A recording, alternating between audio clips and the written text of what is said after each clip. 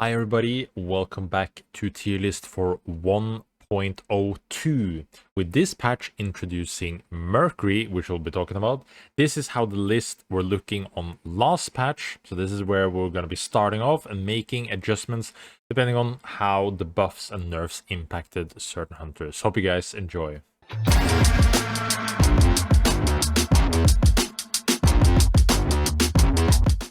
To start us off, I think one of the most sought out questions is, how are the dunk hunters feeling now? I've been testing a lot, checking a lot around, and of course, like, all of the hunters that dunk are slightly nerfed by this, but some are more or less impacted in general. Now, for one of the dunkers, Tetra, we can start on the top with Tetra here.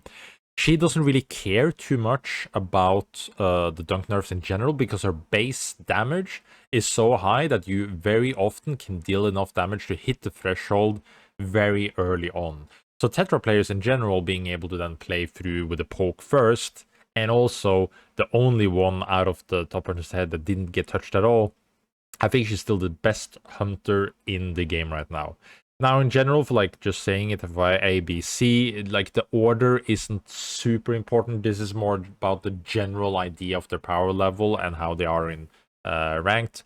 But I would say for the next one, we'll go to Brawl. This, of course, does impact Brawl. I think is still an A tier pick. The reason so is because his dunk wasn't one of his like crucial parts of his kit. It's nice. It was still hard to hit before because he needs to hit the sweet spot, but in general, Brawl is still an A tier hunter. Kingpin, on the other hand, got hit a little bit harder. He still has a really solid kit overall with his hook, being able to lock down people. His mobility is good and damage overall. But he's for sure a lot less of a threat over Biz because his base damage on dunk as well is fairly low. So he needs to be a lot closer to threshold to be able to actually get the dunks compared to a Tetra on the other hand. Then, for example, we also have Jin. Now, Jin deals, what I found out, surprisingly a lot of damage on his dunk ability. So a lot of the time you can kill people before the threshold, but of course you're still a bit weaker.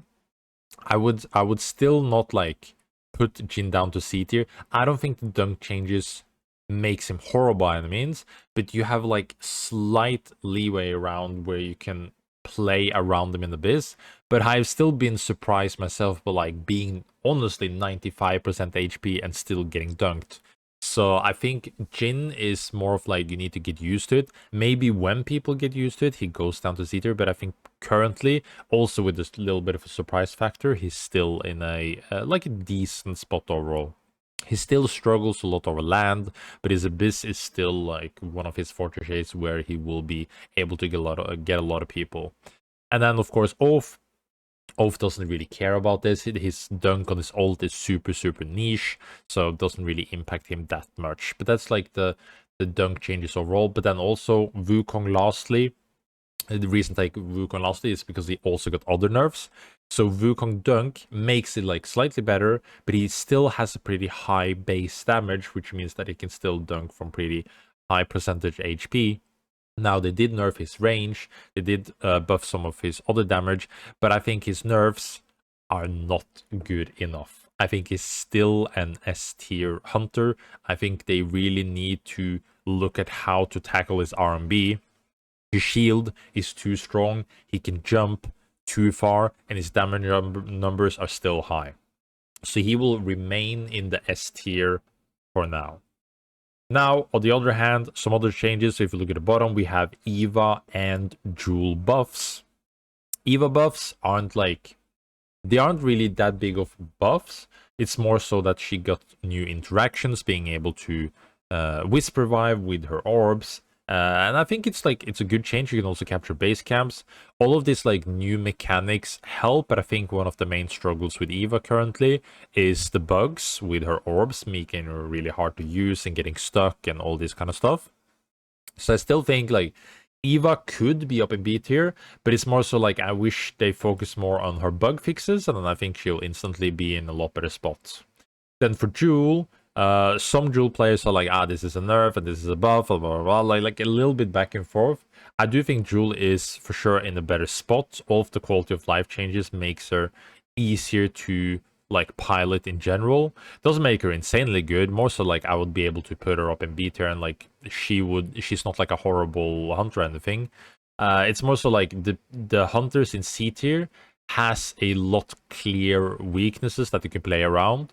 Now Eva seeing a lot more better play, playing the combination of Painkiller and Last Bite, making her like almost unkillable and being able to play space a lot more effectively. Luna, not a weak hunter by any means, but then again, like her kit being very easy to counter in general. So like the more chaoticness, the higher up she gets, but the more controlled environment, the more she struggles. And then Void Hudson with the mobility issues as usual, where they will mostly need numbers to be able to counter it being valuable in ranked environments. Now, one hunter that I wanted to say like surprised me in general is that I think I've undervalued Krista. Krista hasn't been changed at all. She didn't get buffs or nerfs. It's more so like, holy, I'm not realizing that Krista is actually really good. I've just been meeting a lot of respectfully bad Kristas. But when you see the power Krista gets with Ultimate Diadem and Songbow, Krista is really mobile, deals a lot of damage, and impacts a lot in team fights. I think the main issue is that people are not good enough on Krista to be able to get that value. But if you look at her power level and what she actually gets out in general, is really strong. So that's probably one of my like undervalued picks that I'm like slowly getting to realize how strong she actually is. Another buff though, two buffs we'll talk about. Myth and Shrike. Shrike buffs does nothing. Okay, we're done with that. It doesn't change anything. Myth buff, though, on the other hand, is really good. One of her main issues was the random dot effects that always damage her, which means that she couldn't use her shift. Now, shift will take away the burning / dot damage, which means that she can easily play more in walls. Now, this is not like an insane buff or anything, but it helps a lot with frustration, which like I'm like tempted to put in A, but I think she's still very comfortable in B for now. But the quality of life change for her shift is immensely huge, and a lot of Myth players would just feel a lot better playing Myth. I think you feel a lot better being able to play with her shift more consistently. Then another buff is Saros.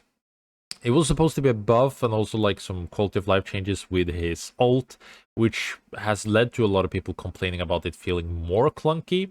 So I think Saros, like, it doesn't really impact him that much. He has still a lot of clunkiness with his kit. His value is still pretty good.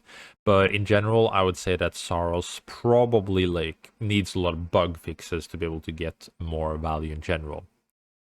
Then we have the elephant in the room, Shiv. How is Shiv now, guys? How is Shiv? Shiv is still good. Now the nerfs are in the right direction. It's also enough that I would want to put in an A tier. She's still really good though. The main thing with Shiv is that her damage is still good, but it's also like locked behind being able to be very skilled. My main pointer on Shiv is that her healing is still stupidly high. I think if you just now remove the healing part on her passive, so she only has heal on knock, that will help tremendously already with her frustration part, putting her in position where if you're really good, Shiv is still good, but then Shiv being a high skill capped hunter where you need to hit your shots, you need to be able to play correctly with the space. So Shiv is in a lot better spot, but I think if with slight adjustment, she will be in the perfect, like, if Shiv is good, that means you are really good on Shiv. And if Shiv is bad, it means you just suck on Shiv. That is like the main part we want to be seeing from that.